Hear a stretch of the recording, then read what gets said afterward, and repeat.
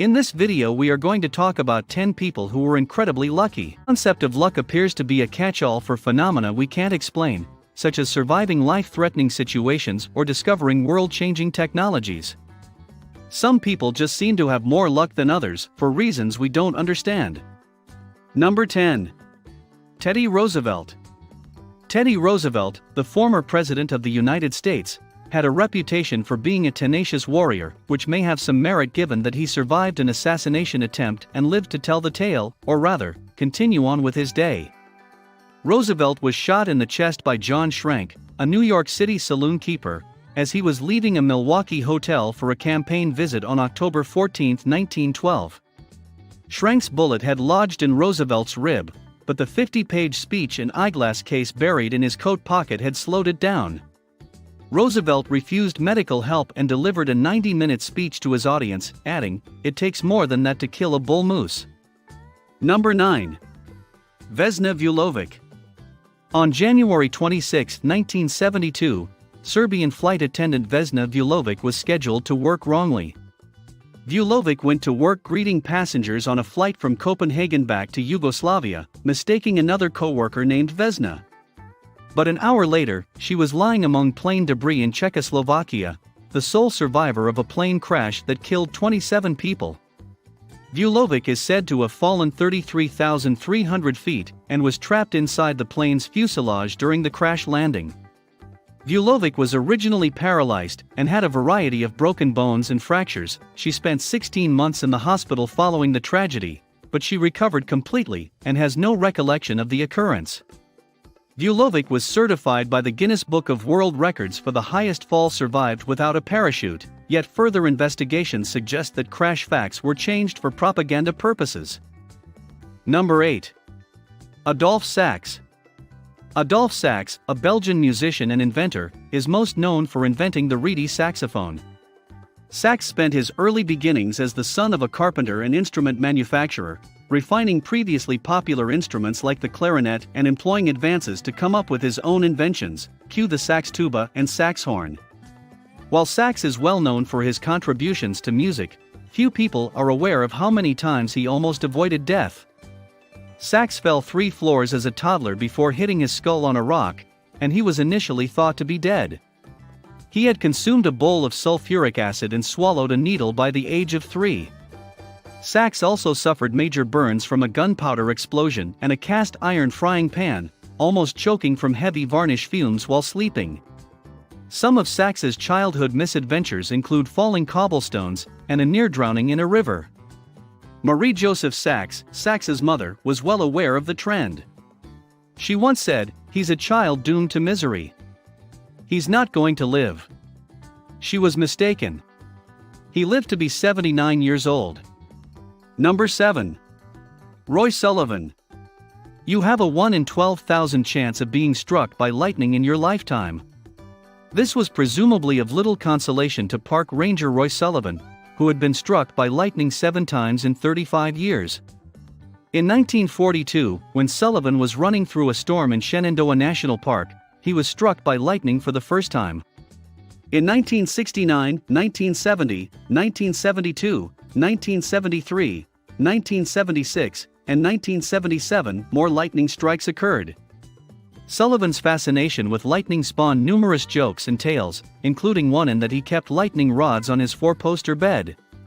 Sullivan died in 1983, at the age of 71, from a self-inflicted gunshot wound, not from lightning. Number 6. Ludger Silbaris.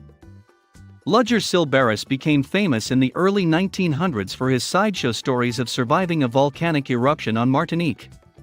While some of his embellishments were untrue, such as claiming he was the lone survivor of the eruption, Silbaris did survive Mount Peely's eruption in 1902, and it was because he was in jail. Silbaris had a reputation for drinking and fighting, and he was imprisoned in a stone jail cell in St. Pierre. Mt. Peely erupted the morning after his arrest, devastating the town and killing an estimated 30,000 people. In his partially underground detention cell, Silbaris was protected from flying debris and much of the heat, but he still had severe burns when he was located by rescue teams 4 days later.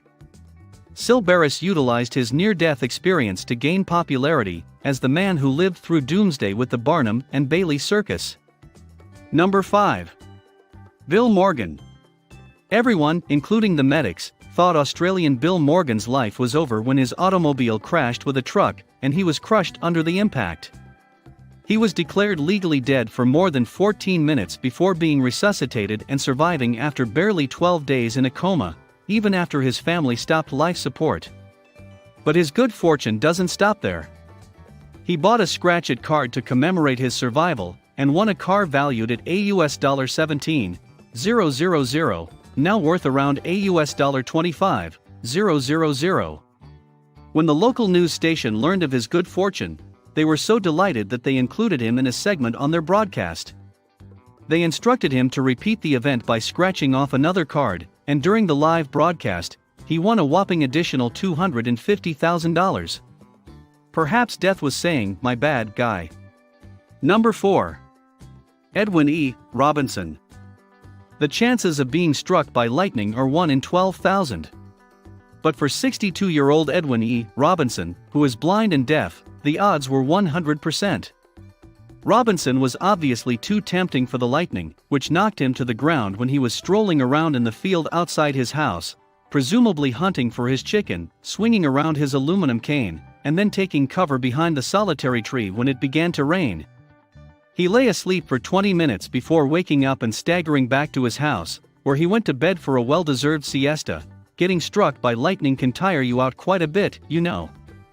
When he awoke in the evening, though, he was able to see and hear again. He was afterward examined by his doctor, who confirmed that he had returned both his sight and hearing, and that the rubber-soled shoes he was wearing had likely saved him from the blast. Number 3. Joan R. Ginther. Did you know that getting hit by an asteroid is more likely than winning the lottery? Joan Ginther, on the other hand, was undeterred. She won the lotto 4 times throughout the course of her life, perplexing scientists around. It wasn't just small wins of $20 or $50 either. Each time, she walked away with multi-million-dollar awards. It all began when she won $5.4 million, followed by another $2 million a decade later. She earned a cool $3 million 2 years later, followed by a whopping $10 million in 2008. Number 2. Tsutomu Yamaguchi. Tsutomu Yamaguchi worked for Mitsubishi Heavy Industries during World War II, which prompted him to travel all throughout the country. The first nuclear bomb was dropped during his business trip to Hiroshima in 1945. Despite being injured, he somehow survived the blast. He swiftly returned to his family and house in Nagasaki after that, and went back to work the day after the second nuclear attack. You could call him the world's unluckiest guy, but he also survived the second blast, which is genuinely incredible. Yamaguchi became a strong opponent of nuclear weapons and technology for the rest of his life. "I despise the atomic bomb because of what it does to the dignity of human beings," Yamaguchi stated in an interview. "I can't understand why the world cannot appreciate the agony of nuclear bombs," he said in a telephone interview. "How can they keep producing these weapons?" says the narrator. Yamaguchi became the only person in the world to have survived 2 nuclear bomb explosions when Japan officially recognized him as a survivor of both atomic bombs unleashed on Japan in 2009. Mr. Yamaguchi lived to be 93 years old when he died at his home in Nagasaki on January 4, 2010. Number 1. Martin de Jonge. People can sometimes live purely by avoiding situations that might have put them in danger. Many of these folks, on the other hand, do not do so knowingly. They attribute it to factors such as being sick or having something else to do at the time, while others claim they received a peculiar sensation not to go. Martin de Jonge, a Dutch biker, escaped death by aeroplane twice in just 4 months. He had booked a seat on the MH17 aircraft, but discovered a cheaper flight and altered his ticket, while the fateful jet he was supposed to take crashed mid-flight. He was also supposed to fly on Malaysia Airlines Flight 370, which went missing in 2014, and was never located, but had to reschedule at the last minute. What do you think of our video? Let me know in the comments section below. If you enjoyed this video and want to hear from me again, be sure to hit that subscribe button before you go. Thanks for watching.